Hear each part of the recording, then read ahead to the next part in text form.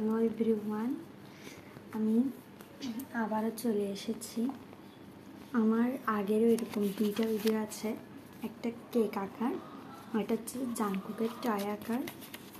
আজকে আমি বলেছিলাম তোমরা কেউ যদি সাবস্ক্রাইব করো তাহলে আমি বিয়ের টয় আঁকবো, কিন্তু মনে হচ্ছে করেছো।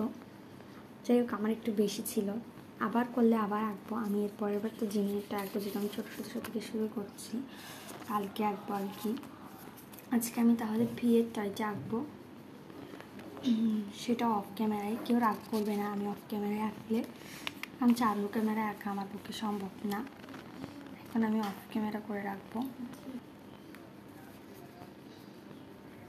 এই তো আমি অফ ক্যামেরায় এঁকে নিয়েছি বিয়ের টয়।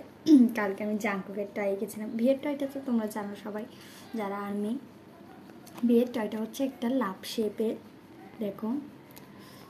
হ্যাঁ, এরপরে আমি জিমিনের টয় আঁকবো, মানে কালকে। এখন ভিডিওতে সবাই লাইক সাবস্ক্রাইব, ওই দিন যেরকম করেছো সাবস্ক্রাইব, তবে লাইক করোনি, লাইকও করতে হবে।